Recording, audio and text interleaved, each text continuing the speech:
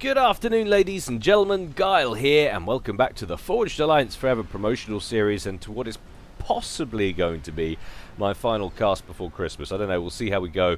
I've got a couple of other replays that are half decent that I'm sitting on, including one very long epic that a couple of different people have sent me on Wonder, so we might see that. It all depends on how much free time I get, as usual. A quick message coming to everybody from the powers that be. Guys, FAF, of course, is an evolving mod for Forged Alliance, and as such there is another balance patch on the horizon, ETA for the deployment of which I don't really have any information to bring you about, but I know it will speed it up, and that would be if more people would kindly use the balance mod, the balance testing mod in FAF for their games. It doesn't matter if you PvP or you're in the AI bashing, curb stomping closet.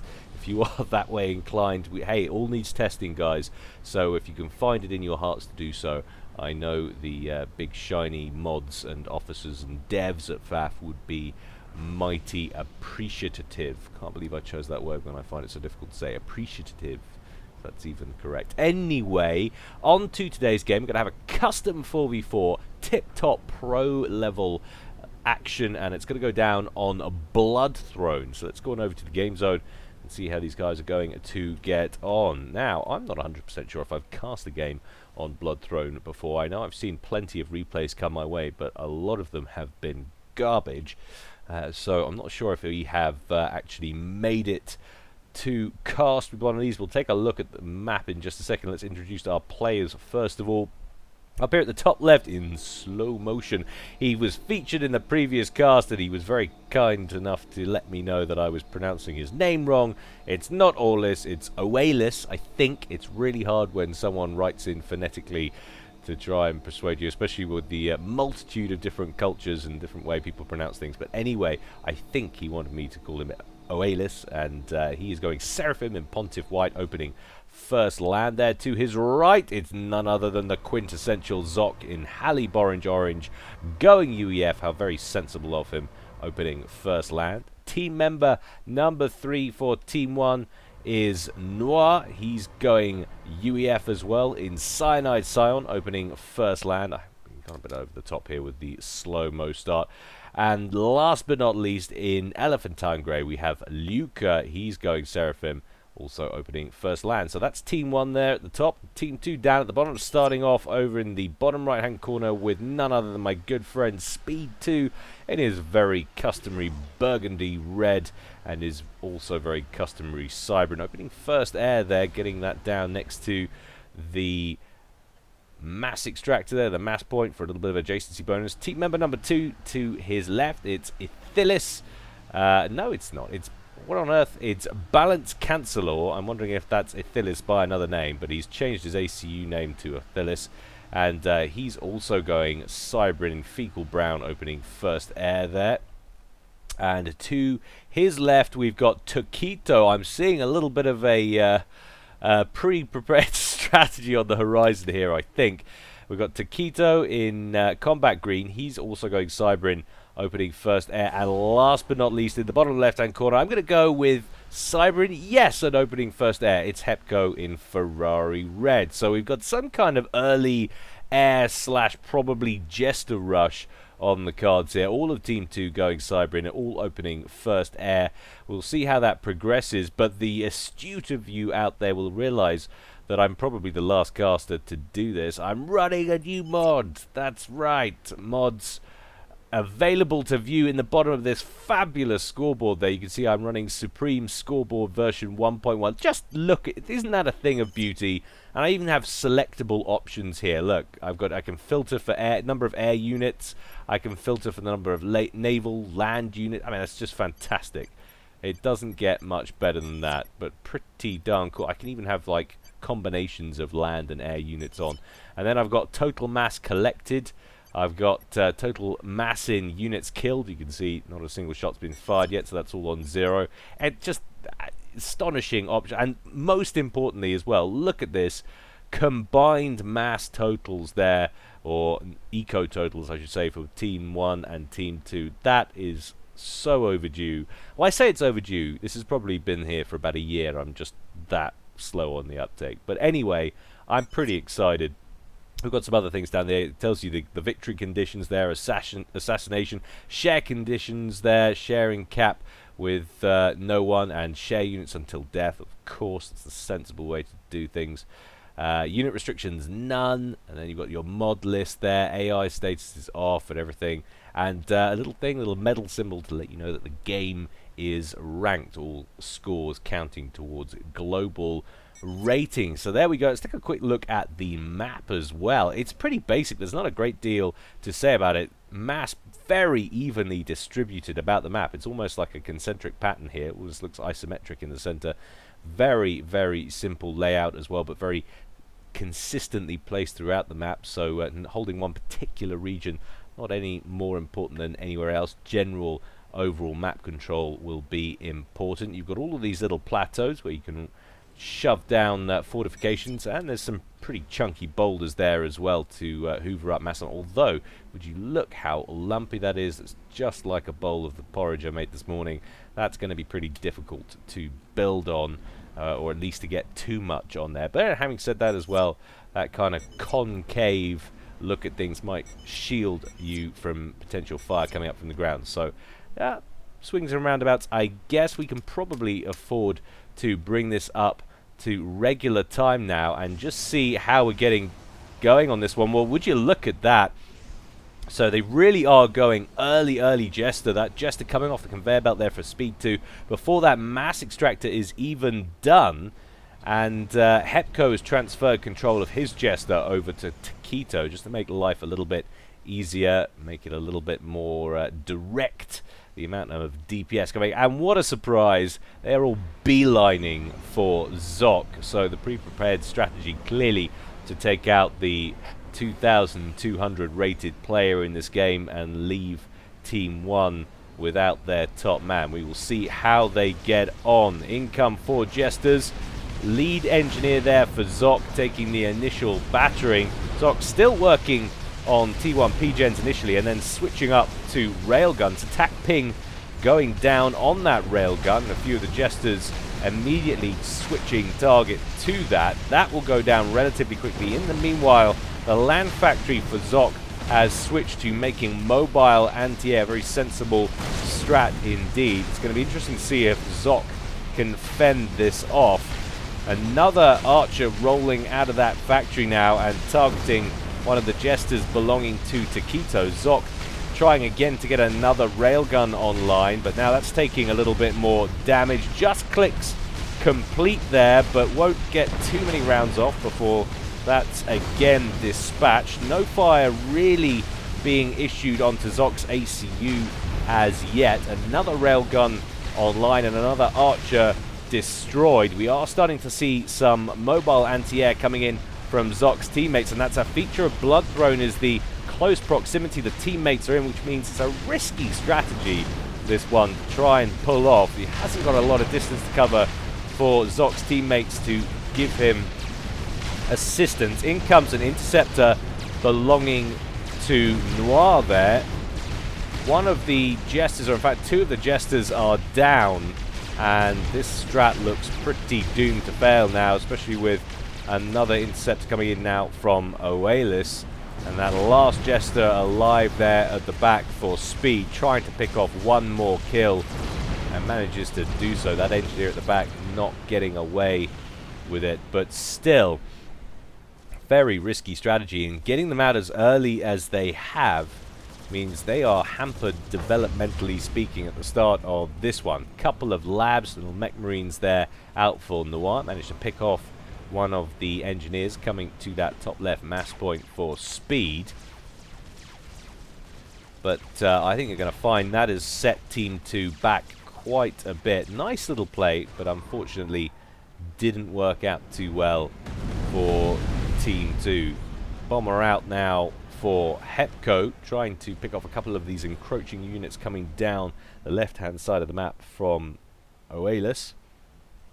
But really, that is not going to fare too well. And Zoc, the intended target for that attack, is not doing too badly at all. In fact, he is joint with Oalis, top for generated eco there, 19 mass per tick at current count, and you can see 68 mass there to 50 something in favor of Team 2 before the reclaim got in the way there and showed a little advantage. Team 2, perversely in this, is being listed as the team at the top. I referred to them as Team 1, but it is Team 2 as they're listed, and I'm going to have to take that into account for future matches. Unfortunately, map editors aren't always the most sensible of people, so for some reason they think that Team 1 should be at the bottom and not at the top of the map, but alas, that is the way of things. I'm not sure if that's the map editor or the way the mod interprets the map. Cheeky little run by of the odd unit or two there from Owalis, getting one FAM in around the back, but he has got a Mantis on his tail, so no real danger there for him. One Mantis has made his way up the left-hand edge of the map there for Hepco. And we're starting to get a little bit of action over on the eastern edge of the map now between Speed 2 and Luca. This will be a nice little exchange on the ground for Luca as the Thams outnumber the Mantis.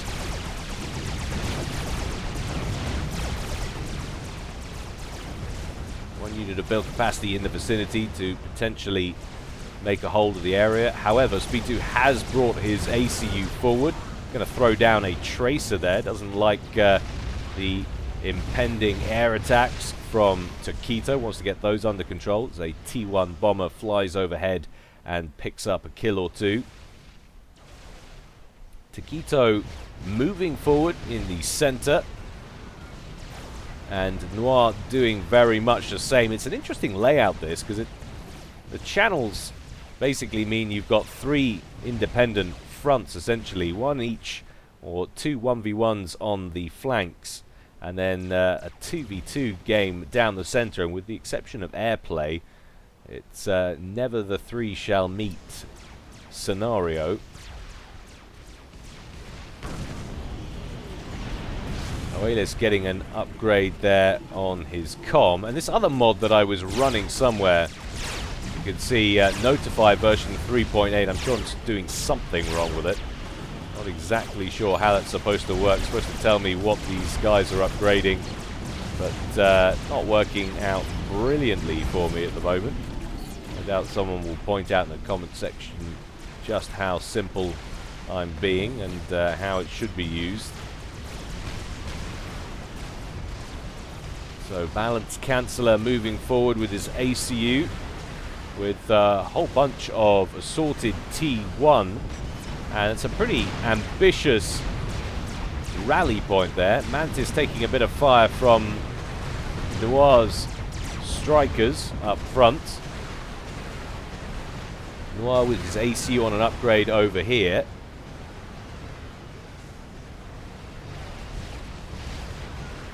Like he might be going for gun potentially, maybe T2, we shall see. It's exactly the sort of thing that mod is supposed to help me with. Taquito getting some intel up front. Nice little push though from Balance Canceller.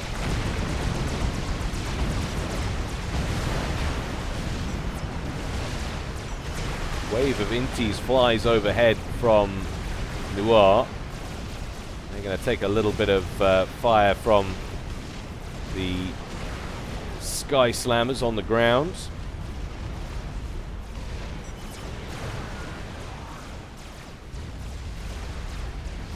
Now, would you look at this? It's not often you see Speed 2 backed up as he loses his T1 land factory at his forward position. His ACU caught way out over here has allowed this platoon of FAMs to come down and cause a few problems. They're going to back up now. Sensible move from Luca. Doesn't want to lose those unnecessarily. Noir, meanwhile, advancing with his ACU to take on this group of T1 in the center from Canceller.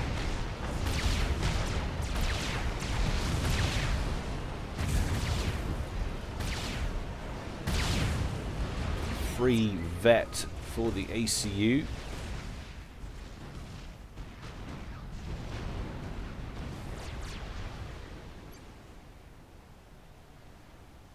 You really can see that Team 2 faring just that bit better. 191 or 166 at current reading to 102. Definitely in a stronger position, no doubt, or in no small part, thanks to that Jester play that didn't work out the way Team 1 had wanted it to. Taquito manages to land one unit of build capacity on that plateau. He's going to be able to hoover up a lot of this mass. You can see what I mean by the concave nature. That's going to afford some pretty nice protection to that radar station. Oh, Noir saying, no, you're not going to get all of that, thank you. In fact, it's not, it's Zoc. One engineer with a distance reclaim up the side of the cliff. Nicely done indeed. But the engineer picked off by a bombing run there, so no intel in the center for you. To be fair, he's got a Mango. I still call it the Mango. Magno. Mango's so much more infinitely superior. We should call them Mangoes. Nearby, a little bit further to the south, so it's not like he's missing out too much. But Oelis under pressure now over in the west as Hepco advances on the ground, picks off a mass extractor. Oelis with T2 tech on his comm though. It's going to throw together a T2 PD. Hepco is going to want to do everything he can to destroy that and prevent that from going online. Brings in some Medusas. Medusas, of course, with that very irritating EMP, which intermittently disrupts all things defensive. Down it goes. Down goes the radar, and then Oelis suddenly finds himself surrounded by a horde of T1, but Hepco not feeling it, isn't going to try and push his luck. There's a lot of reinforcements to the right.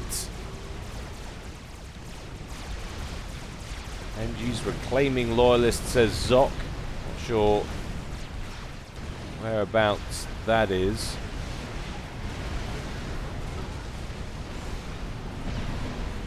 But Hepco forcing Oelis back slightly. Both have T1 PD in play.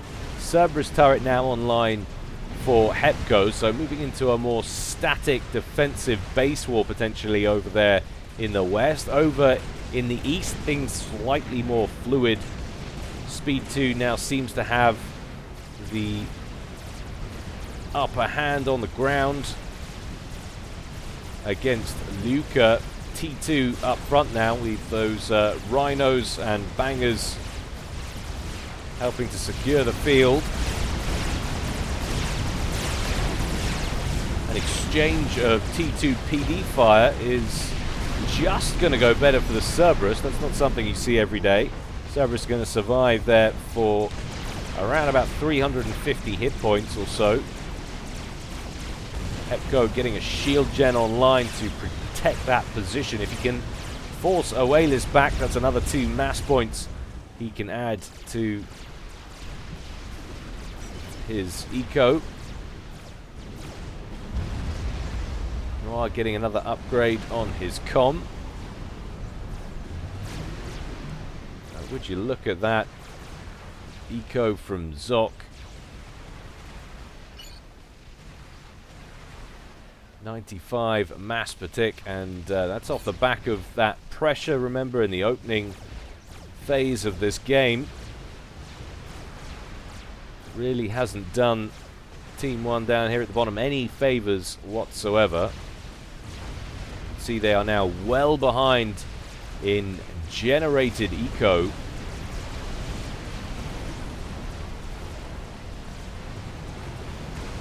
Looks like Noir and Zoc thinking about getting a forward fortification together, a joint fortification in the center there.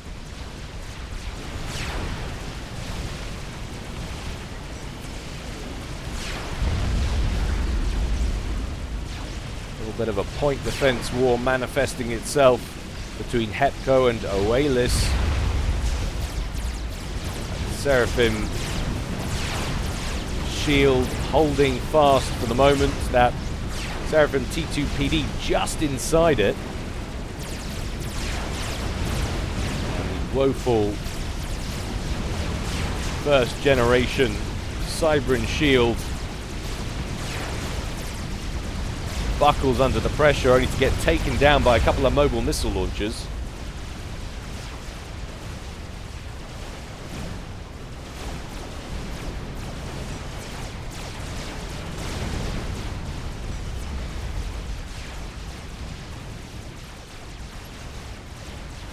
So you can see what's going on the land game with Zok out in front on 108 units. Taking a look at the air side of things.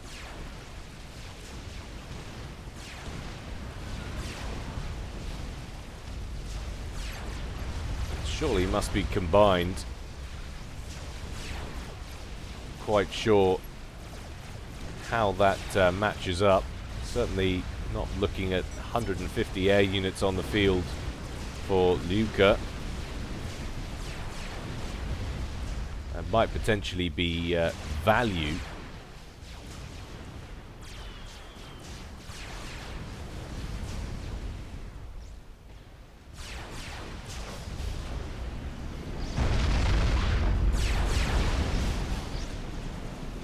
But a very static, sedentary fight down here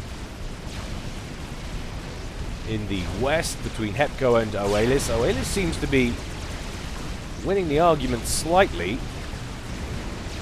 thanks in no small part to those mobile missile launchers and that Seraphim shield gen.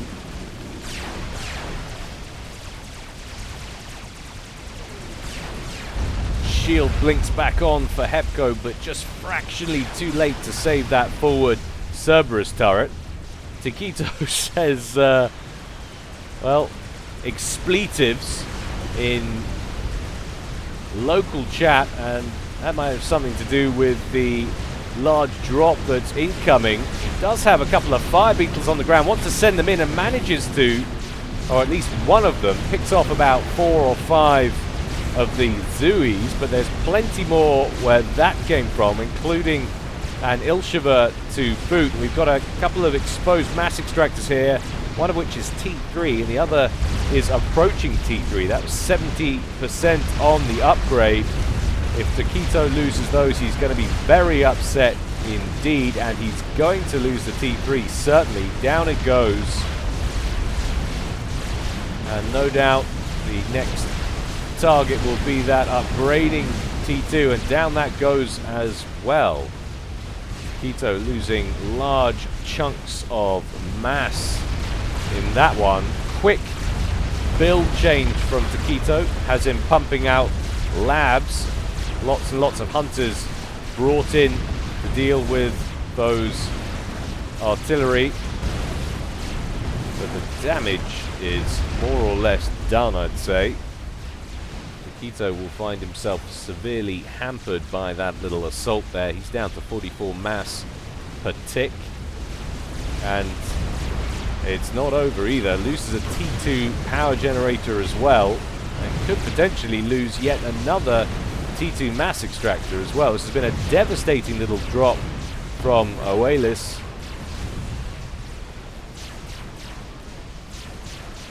And will indeed lose that T2 mechs as well, once the Ilsheva has dealt with the labs.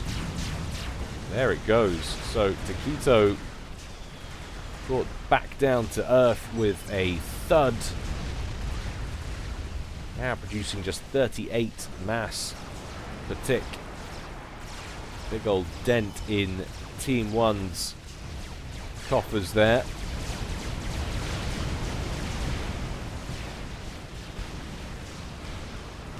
So we go back to the base war in the west. Hepco has fallen back with his ACU abandoning that forward position. No doubt well aware that he can't deal with the shield gen and the mobile missile launchers. That position no longer tenable. And some Titans out now for Noir. Looks like they might be pushing that forward position of Chancellor. Zoc asking if Speed 2 is in his base with his ACU. Yes, he is. Why? What do you have in mind, Zoc? Well, he's got transports laden with T2 build capacity. Are they Sparkies? I think they are. I think we've got some UEF field engineers loading up, and we've got a drop underway there. Holding shift to see where it's going. Looks like he could be following a similar route in that Oelis used to inflict damage on Taquito. Taquito could well be the target of this drop again. Unload command issued. Needs to be really careful. It's going to fly directly overhead of a couple of bangers belonging there to Chancellor.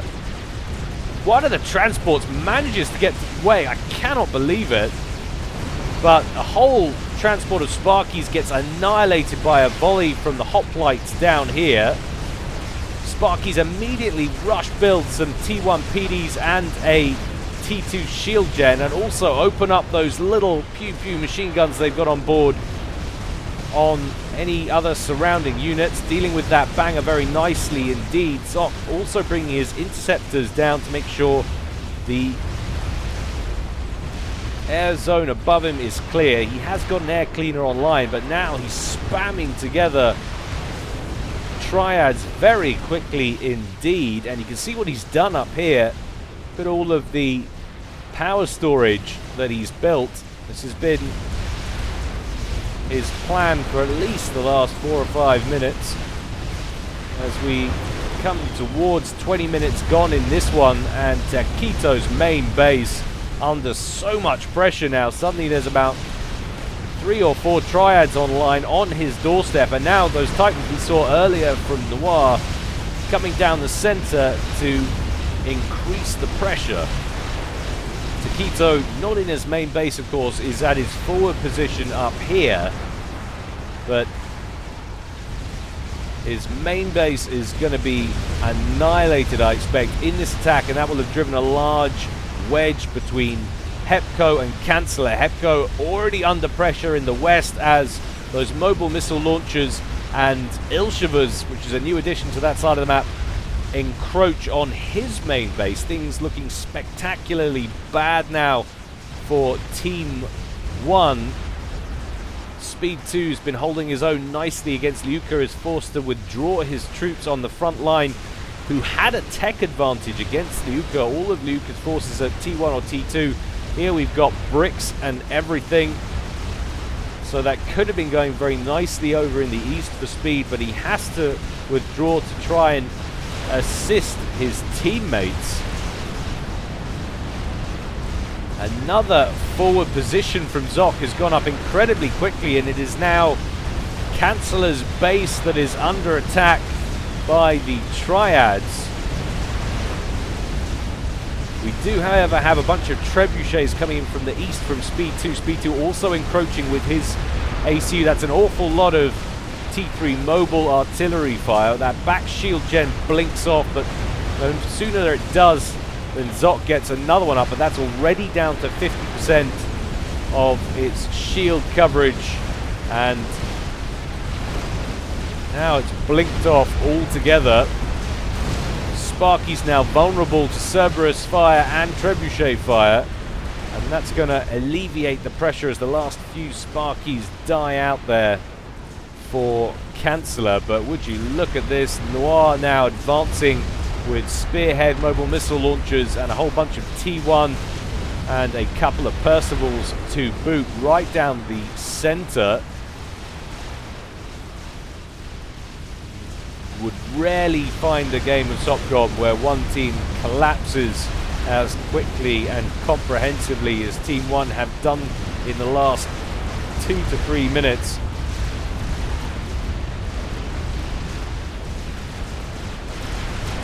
Thanks in no small part to Zoc and that Sparky drop.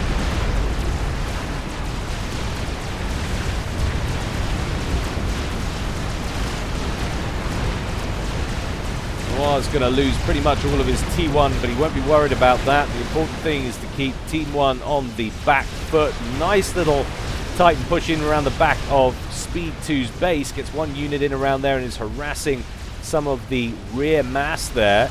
Nuka, seizing his opportunity, is going to advance down the eastern edge of the map as Speed 2 has had to withdraw to the center. Those Ilshivas from Oalis in the west have pushed straight on through. They're not going to hang around in the main base. Instead, they're going to continue to push east and threaten Kadsala and Speed.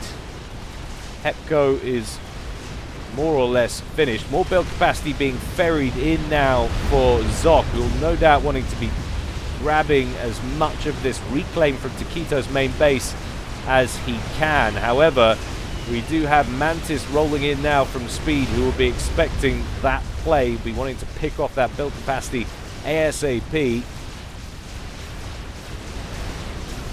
But Kansala and Taquito cornered in this little pocket of the map now, with units coming down the center from Noir. Zok with a fortification down here, and Hepco picked off by a strap bomber push over in the west from Zok. That shuts off that side of the map completely and takes Team 1 down to 3 members at the 22 going on 23 minute mark, and Zok still with a number of strap bombers now moves on to pressure Kansala, who's way out in the middle of the map with no protection whatsoever. The final strap bomber lands and takes him down to about 150 HP, but somehow he manages to survive. I'm not sure he's going to survive a second pass. It's going to take some seriously good micro to avoid those bombs. Surely he's not going to do it, and surely he won't. Team 1 dropped down to just 2 members and a dramatically